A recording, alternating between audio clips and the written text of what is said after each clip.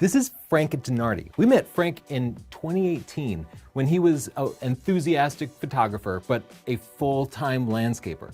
You lived with your dad, and in the next couple of years, you completely transitioned to doing what you love, which is full-time photography and video. You moved out of your dad's house, you got a house of your own, you got married, and now you have a beautiful baby and a career where you have a completely flexible schedule. You spend all the time you want with your kid. You just have an amazing life. And we want to talk to you about that because so many people watching this also have photography as their passion, but would love to do it for a living. Yeah, I've been very fortunate and very lucky to fly a drone early on. I fell in love with it. I got one. I started taking some pictures, started taking some videos. People noticed them and started asking me questions about it. I started a little bit of a side hustle, which eventually grew bigger and bigger. And here I am, a full-time photographer and videographer with plenty of work. And as Tony said, making my own schedule and having some flexibility. Yeah, so we want to hear all about that. And I wanted to relate to you because so many of you ask us, how do I go full-time? Should this be my full-time job? And we thought that Frank was a great example. So we'll ask him questions. You'll learn about him, but it will also apply to the questions you're probably asking yourself.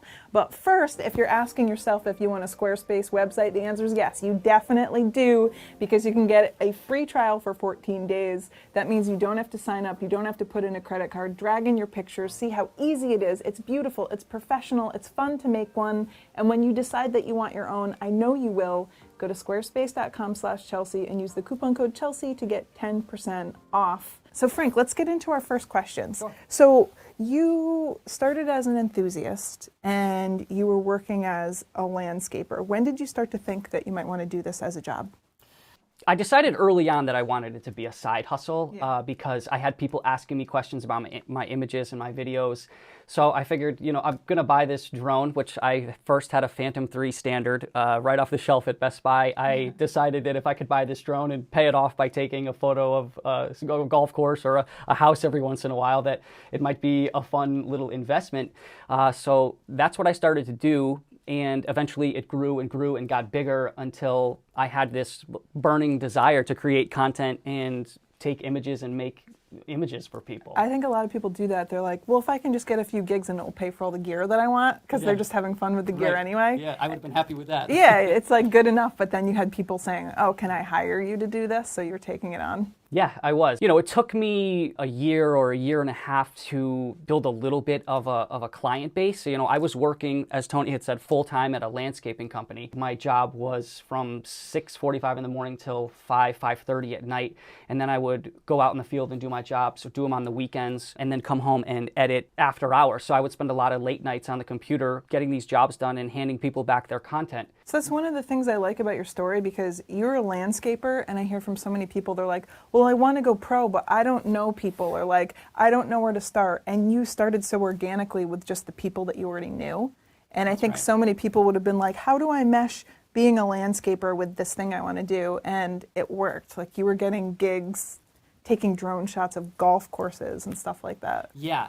Did you work for free at first? There were several that I did for free at first. For the most part, or most of us, you're going to do stuff for free and you're going to do stuff for very little money just to get your name out there. And I did do that quite a bit because I knew I was decent at it and I knew I had nice images, but nobody knew that I had those images. Nobody really knew about me. So to be able to get out, do some stuff for free, put my name on it, share it on social media, which is where most of my work came from in the beginning, through Instagram and Facebook, I had no problem doing things for very little money. Yeah, because you were doing it as a passion and you were just going out and having fun. And one of your videos that like popped off early, I remember you went to Hamburg Cove, which is this cove near us, and a sailboat had sunk there. So you flew your drone over and got awesome footage. I think we were blowing leaves on this property on Hamburg Cove. Yeah. And it was in January, it was cold, there was ice all around this beautiful sailboat. It was 52 or 53 feet long. At the end of the day, I texted the customer and I said, hey, I got to come back and get photos of that sailboat. It's just the strangest thing sitting in there with all this ice around it. So I went back and I had these images of this boat totally surrounded by ice. I had taken photos, but then thought I should take some video of this just to have it. So it was about a week later or 10 days later, my wife now, my girlfriend at the time, Jill and I were heading home from a ski weekend and pull in the driveway. and I get a text from somebody that says, hey, that sailboat that you just filmed is underwater right now. You should go check it out. So didn't unpack anything, got home, went right down to the location and shot the video of this sailboat underwater. And that video was huge for me. It was huge for my business. It made national news. It was a big deal in the area. I got a lot of emails and messages and just compliments about the video. Yeah. National magazines bought photos from me. No kidding. It actually paid money for them, which I was really happy about. And that was huge for my career and made an even bigger name for myself in the area there. I was watching your social media just blow up over was that. crazy, yeah. So, like, my point to people is that you might think you don't have gigs, but you just have to have the mindset that you're just making things because you like to make them. And people will notice it, and the right people will get interested with time. That wasn't the first time you went out flying a drone. No. You were just taking drone footage all of the time. Yeah, yep. I never left home without my drone or my camera in the front seat. And I just had a Phantom 4 at the time, or that might have been my Phantom 4 Pro, and my little A6300 in my driver's seat right next to me. And after I put it on Facebook, there was a big guy in the area who shared it for me, and it ended up getting around 250,000 views in the first 2 or 3 weeks that it was out. Wow. Was that your big break, do you feel? That was my big break for sure. Yeah. Yeah. Yep. That was my big break for sure. I had a business and I had been doing jobs, but that really vaulted me into the next category. So that's your good first start. But I remember when you were transitioning from being a landscaper to a photographer, it was a scary time for you. Like, it's really hard to go from a career where you have 10 or 20 years of experience and your income is probably high because of that experience to a new career where you start out at the bottom, where you're the least experienced person there. It's hard to make that transition financially because you have bills and stuff. Like, how did you do that? So this is something that I prepped for a while. Once my wife and I found out that she was pregnant, we quickly made the decision that there's no way that I could continue to work the way that I was working during the day, at night, and on the weekends, and have a family. It ended up that I left in July 2nd of 2021 was my last day at my full-time job, and the guys that I work for, they've been my best friends for a long time. They'll be my best friends forever, and I still do camera and video stuff for them often. So you started by working basically 2 jobs at once. Yeah. And you said you saved up some money to help you through the transition because you weren't sure you'd be able to get clients, right? So that combination of first working 2 jobs to build up some amount of income and then being able to live off of savings allowed you to make that transition to a new career, huh? Yeah. My car payment was paid off. I didn't have a really big car payment at all. All my equipment that I had bought, I always paid for in full, so I had no debt or didn't owe anything for any of my gear. We had just bought a house, which was a big move. I mean, buying a house is a big thing, but we stayed within our means, and luckily our mortgage payment was very manageable. And I also had savings lined up just in case anything were to happen, or if for some reason jobs didn't come in, it would have been okay for a year or so. We did that too. We worked like multiple jobs while we were starting this business. I wrote a Windows 8 book for Microsoft Press while we had this YouTube channel going because that was my previous career. Going back to the sailboat video, after I made that video, I had gotten a call from a local tree company who was really in need of social media content. So they contacted me and asked me, do you do this video full time? We'd love to have you come out and make videos and take photos for us. And at the time, I was still working at the landscaping company, but I said I could come out on a Saturday if you're going to work, or after hours, and get some content for you. So I ended up going out and I had made them a couple videos that they loved. And when I was leaving the landscaping job, one of the first phone calls I made was to this company and said, hey, I'm going to be doing this full time right now. Are you interested in having me out? And she had said, we'd like you to come out every Wednesday. Really? So I said, every Wednesday? And she said, yes, every Wednesday. So I knew that if I only had that one job or that one client, which most likely wasn't going to happen, that we would be fine for a long time on just that one job. So I was very thankful and very lucky to have them be on board with me. I have to say, we're not only a fan of Frank's, we're also a client. Because I remember when we met you at Rocky Neck, was it 2018, he came up to us and he was like, hi, my name's Frank, I've seen some of your videos. And that happens sometimes, so I was like, oh, that guy was nice, and... Well, because you were so nice, I made a point of actually looking up your social, and then I was like, He's got some good work. I remember. I wonder if he can edit. Maybe shoot a little bit for us. I remember when you followed me, I think it was the same day, and I was blown away. I had said to a couple friends, Tony Northrup just followed me on Instagram. I mean, how wild is this? So, yeah, I had seen you guys from a distance, and I knew you drove the white Tesla at the time, and I see these big lenses at a wildlife park there, and I wanted to go up and say hello, and number one, tell you that I have learned a ton from you guys, and that I was a big fan of yours. And I think I remember you carrying the D850 and a 500 f4, and I had my Sony A6300 with a 70-300 on it, and I felt very out of place at the time. That's emasculating, I'll admit. No, but that was cool because when we saw the content he was making, we started mulling it over because we were thinking about having someone come film for us. And we were like, that guy was really nice. That was one of the things. We just liked your personality. We were like, he does good work too. So Frank's been working with us. I mean, at least 50 videos or so I've edited and passed along to you, maybe even a little bit more. What's your mix between video and stills work that you do? It's pretty close to 50-50. One of the things that I wanted to mention or talk about is, if I was to go get a job somewhere where somebody only wanted me to come in and take video, let's say at a restaurant, I always go in there and I'm going to take stills for them when I'm there too, because I want to try to not only get a video job from them, but they say, wow, like, these stills are really great. Do you want to come back and grab us some stills for Facebook or for Instagram content? So I'd say it's very close to 50-50 these days. So you give them like a little free sample and try to hook them into the future. Yeah. Huh? He's upselling. Yeah, definitely. If you're going to go somewhere and make somebody some content, videos, photos, flip your camera in vertical mode, make them a couple Instagram reels. They're going to love it. So you're shooting specifically for social? I am specifically shooting for social when I go there.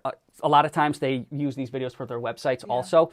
But yes, I do a lot of social video. I am shooting things in vertical mode often now, which I'm not like a huge fan of. It's a hard transition. It's a very hard transition. But Instagram Reels is so popular these days. Yeah. I've even started taking my photos that I'm doing on jobs, and instead of posting the photos to Instagram, I'm making a reel out of 20 or 30 photos and making them just go by quickly on the screen so that I can get it into a reel and maybe, get noticed a little bit more. So that's an important point that he's making, is that he's thinking about the final format. And I know a lot of photographers, they get caught up on the stills and they're thinking about just giving people digital files. But when you're making a complete product like Frank is doing, he's not just going out and getting videos and stills, he's making them a reel so that they see the value in what they're paying for. They're seeing that they're getting views on their social media, they're getting clients, they're getting money, they're passing the money back to Frank so he can do more work. You can't just say, I like taking pictures and then end it there. That's not where we are anymore. We're in video, we're in drone footage. You have to have multiple skill sets, and social media should be one of them because that's where videos and stills are ending up. How much do you scroll through your phone through Instagram and Facebook? A lot of us do it often. Imaging is everything. And not only that, I'll go to people's social media, I'll check out what they're doing, but I also want to see the brand overall, and I end up going to their website to see what is their portfolio, or do they have a pricing page? Are they professional? Do you have a website where if people see what they like on your social media, they can go see like a more static, well-presented place where your work is? Yes, I do. I have a website, and I'm pretty sure that I created that website the day I passed my FAA 107 test. Really? Yeah, I went home because, I needed a place to send all my beautiful images that weren't compressed. Yeah, I've had a website. I've had a Squarespace website since 2017. The man's just smart. The man is just smart. No, that's what I do with mine too. So I just had a client, and she wanted us to take drone pictures, and she put a print on her wall, and trying to send files back and forth in email is difficult. I just put them all in one page. I did like a mock-up, and then you don't have them asking you technical questions. They're just on a website. That's what makes it easy. Speaking of, if you want your very own Squarespace website, you can get one for free and try it out. Frank likes it. Tony has like 5. He's addicted to Squarespace. I have a couple. It's really easy to make one. It's professional. It's an easy way to get your clients to see your work. You can sell prints there. You can put your videos there. You can tell people what your services are, do pricing pages. It's an easy place for people to go and see everything that you offer. So go to squarespace.com/Chelsea. Use the coupon code Chelsea to get 10% off. That's CHELSEA. And maybe even check out Frank's Squarespace.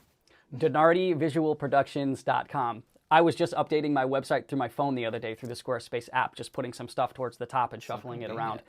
It's so easy. It is so easy. I was doing it in bed, actually. Yeah, you can, and it's fun. You start rearranging stuff. So how's your work divided between corporate work, weddings, real estate? About 50% of my work is corporate work. And by that, I'm classifying corporate work as shooting television commercials for a golf shop that I do work for, shooting video of an RV park. I photograph plastic bottles and metal molds at a factory up in Berlin. I was at a 1-year-old's birthday party, talking to the guy next to me. What do you do? What do you do? I photograph this. Well, I have a factory. We build models. I need photographs. A couple months later, I was there in this guy's factory with a softbox setup, taking pictures of his molds.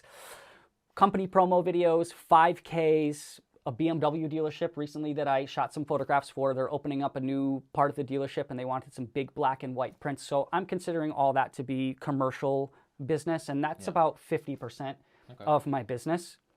Do you find that the commercial and corporate stuff is easier than individuals, or do you prefer individuals?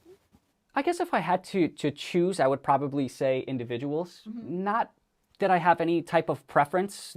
It might just be like a little bit easier to work for. I mean, I'm not necessarily looking for the easiest type of work. I like to do everything. But for corporate stuff, you might have to get the logo in the proper place. You might have to crop something out of a video that you have off to the corner like that, where for individual stuff, that doesn't happen as much. Corporations always have like a committee of people that sit down and review something. Yeah, It's tough when you have to get approval from 8 people. Yes, I'm in the process of editing a promotional video for a private school here in Guilford, and it has to go through several people before it can get its final approval to go out into the world. So what I like that I hear from Frank is that he's doing the bottle factory, he's doing schools, he's doing weddings, like he's open to doing all different work and being prepared. And I see a lot of people try to, I think narrowing down is fine and specializing, but at first, when you first have your business, you pretty much say yes to everything. Yeah. Yes, that's very true. And I remember going out and getting some equipment that I might not have necessarily needed at the time, but I wanted to be prepared to photograph or take video of any type of job. I never wanted to say no. I wanted the experience of that type of job. I wanted the experience of dealing with, whether it be an individual person or a corporation or a business. I wanted to do anything and everything as far as imaging and making content goes. So here's my next question, because it takes a lot of work and a lot of time to transition to having your own business. What are your hours like now versus when you had your day job? Are you working way more, or are your hours just more broken up? I would say my hours are more broken up. I spend 3 days a week at home with my daughter, which is my favorite days of the week are being home with Paige. But when Paige naps, often I do work. But most of my work time comes on Mondays and Wednesdays when I can get out in the field. Evenings, which not so much this time of year because the clock's just turned back, so it's dark by 4:30 these days. And I do a lot of work on the weekends when my wife is home with Paige. My computer work, I do at night. A bulk of it comes at nighttime, anywhere from 7:30 or 8 o'clock till, consistently 11, 12 o'clock. Sometimes if it needs to be later than that, I go later because I'm all about getting the content back to the customer as soon as possible. In today's world of everybody getting everything so fast right on their phones, I feel that I need to be the same way, especially if it's time sensitive, such as real estate and even food and restaurant. I consider that to be pretty time sensitive stuff because menus change and specials change and drinks change. So I bust my butt a lot on the nights on my computer to get content out as fast as I can. I've gotten pictures of you and Paige working on our videos. Yes, Those are my favorite pictures. He'll send me a picture of him and the baby, and I'm on the screen in the background. Yeah, well, she's familiar with you guys now because we watch you on the big screen whenever your videos come out on YouTube. These people are boring. I know them. Yeah, I want to say it gets easier because I think when we first transitioned to our business, we were working just nonstop. I don't think there was a moment we weren't working because even when we'd go to dinner, we'd just be strategizing. You're always talking about it. Like you just said, when we go out to dinner, my wife, Frank, what jobs do you have this week? What's our week looking like? You guys can relate. And I wanted it and I still want it. Like I have such a passion for this. I want to do whatever I can. Just alone from what I learned from you guys in editing was unbelievable. It took my editing status to the next level. So throughout the first couple months or few months that I was editing for you guys, I learned so much, and I'm still trying to get better. I watch a lot of YouTube videos on how to get better with editing, what what keyboard shortcuts I can use to speed up the process a little bit. Efficiency is important. Well, one thing I want to ask you about for my curiosity, I think that you're very talented in many ways, but I'm most in awe of your networking ability. We walked down the street with Frank to film a video, and people were like, Frankie! Like, everyone knows you. Yeah. Everyone likes you. And I think that's so important. I think a lot of people that I see, they're talented, but they have an ego, and there's something repelling about that. You have no ego. You're talking about me, aren't you? I'm talking about Tony. No one wants to work. No, just kidding. No, but it is something that you see. Like, what is your secret? Does it just come so naturally to you, or is it something that you actually think about? I think I learned a lot of this, again, working through the landscaping business, always dealing with new customers and having to get direction from them, or even goes back to maybe even my car selling days when I was 19 and 20 years old, just having to interact with total strangers and getting them to feel comfortable to buy a car from you within a matter of an hour or a couple hours, whatever it may be.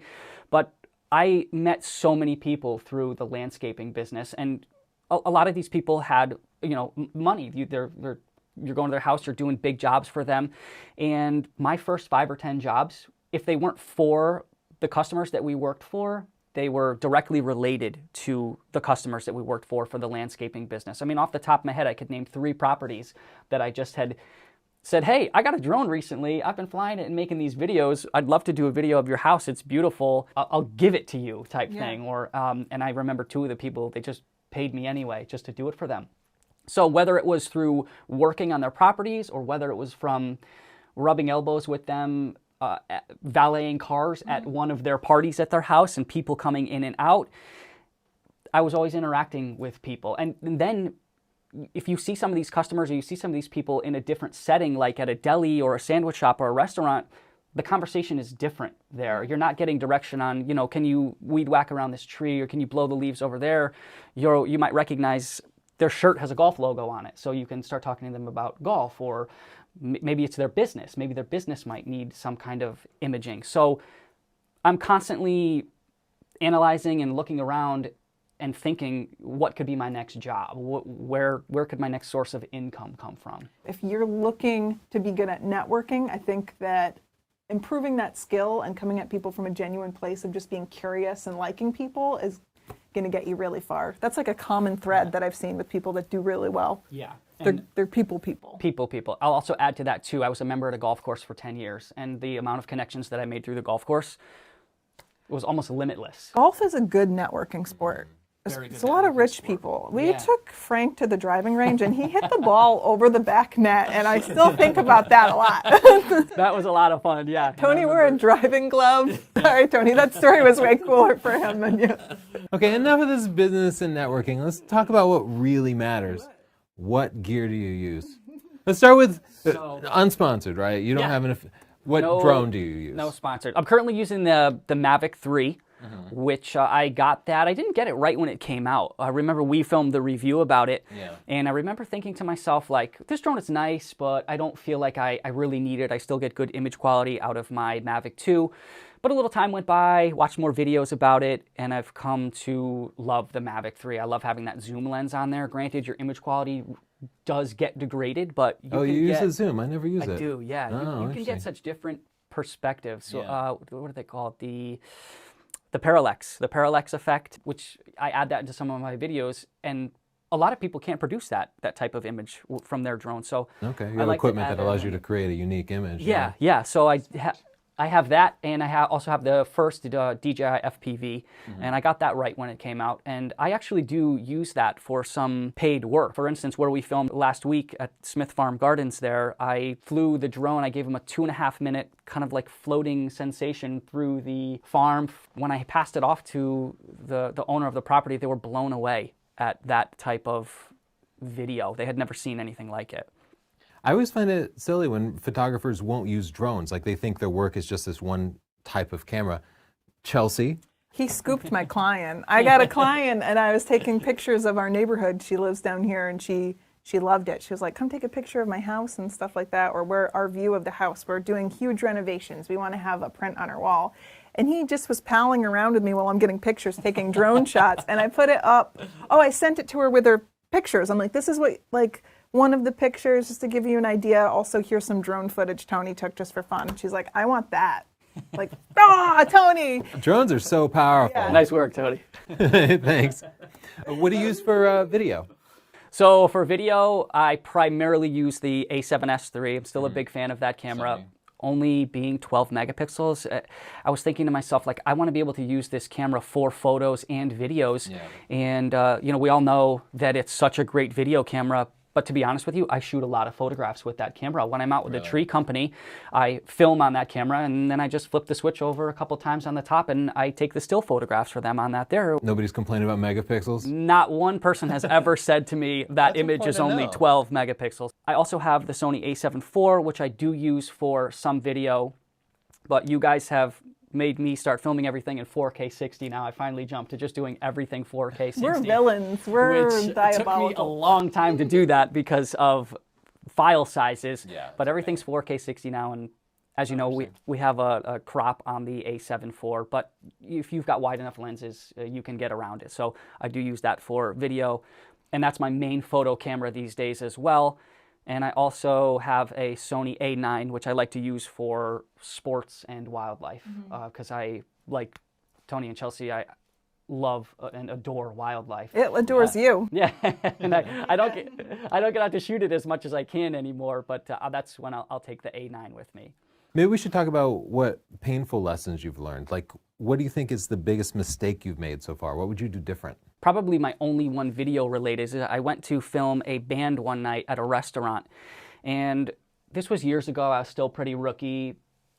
Got home, put it on the computer, video looked great, but right away I knew the audio was terrible. I had the audio turned up too high, so everything was clipping. It was not salvageable, and I felt terrible. How did you prevent that in the future? Like, what did you do to keep that from happening again? Simply just looking at the lines on the back of the levels. camera, and also another thing I've learned from you guys is wearing headphones. If I'm recording audio that's uber important, I will put headphones on and listen to the audio through the camera. I think everybody makes mistakes, especially when they're starting out, but what I want to know about your biggest client nightmares. I have a pretty good client scare. We do. We all do. I got tagged in the Facebook post. If that happens to you and you're looking for work, don't sit around and wait for that person to contact you. Send them a DM or contact them immediately. Send them your Squarespace. Send them your social media stuff, because you're going to stand out. That person's going to see that you wrote to them individually, and they're going to say, wow, this person, guy or girl, wants this job. I'm going to contact them. Yeah. So I contact this person, send him some of my past work. We have a phone conversation, come to terms on it, and I go to Middletown, Connecticut, about a half an hour from us, to film a podcast for this guy. So we get up there, we spend the entire day filming. He had a bunch of different guests. They were telling old high school sports stories. And, no problem for me. At the end of the day, I didn't get paid. I figured I'd catch up with the guy. He had said, I'll catch up with you in the future. And I went home. I wasn't supposed to edit the podcast because he had somebody else doing it. But me being me, I want to do the full job. So I spend 13 hours editing this guy's podcast for him. Yeah. And handing it over in a few days just to show him what I can do, because I want to do it. I want everything. So he loved it. He kept the edit. He had me do a couple changes here and there. And some weeks go by, never asked the guy for some money, just figured it was going to happen. He contacts me again to shoot another podcast for him. I said, yeah, sure, no problem. I'll come up, we'll shoot it. Can you pay me for the first one? Yeah, I'll have some money on me, no problem. Meet him the second time, shoot the podcast. Again, we spend about 3/4 of a day up there, different guests coming in. End of the day, don't get any money from the guy. So now I'm upset. And multiple times he has told me that he's going to pay me. So some time goes by, maybe a week or so, and I finally say, hey, listen, I got to get paid from you. I got a bad feeling about this. I want to get some money. So I made a video of his podcast, just chopped it up with the audio on there, with text on the bottom saying, this person won't pay me because he says there's no audio in my video. I will send this video to your sponsors. I will show this video to the people that have been on your podcast. Please pay me my money. So after he saw that, he called me, and it was as you could probably tell, my demeanor's pretty calm. We went back and forth for a couple minutes at each other. And I finally got my money after that phone call. Oh my God. And it was a disaster. It was tough. I was really upset about it. It was a decent amount of money, in the thousands. Contracts. I'm guilty of still not doing them with people that I know. But if I'm recommended to somebody that I don't know and I have a feeling about it, I'm going to get a contract and I want half of it up front. I'll still not have contracts for people that I know, but I know that I should still because you think you know somebody until sometimes things can go. You like to see the good in most people, and most people are. So what is next? What have you found that you like that you'd like to do more of? What's the future of your business? So yeah, I wouldn't mind having some good employees someday too. That sounds like a good plan. Yeah, I think that's doable too. Frank, I feel like I know you're going to make all that happen, so I'm excited to see what you do next. And what you do next is you should probably make your own website. Be sure to go to Squarespace, set up your own website, see if you like it. It's totally free. There's no risk, just like 10 minutes of your time. And when you like it, go to squarespace.com/Chelsea, use the coupon code Chelsea and get 10% off. Thanks, Squarespace, and thanks, Frank, for joining us. Thank you. Thanks for having me on. I can't tell you how much I've learned from the both of you, and have given me a ton of education. I've really enjoyed it. Thanks for having me on. I really appreciate it. Well, if y'all have more questions for Frank, write a comment down below and maybe you'll Yeah, I always give a go look through. and answer. I always go through the comments, especially if I edit the videos for them. I want to see what people have to say. This so. editing's terrible. No. So if you have a question that you want to ask me, I'll go through the comments and I'll get back to you. That's very generous. Thank you. Thanks.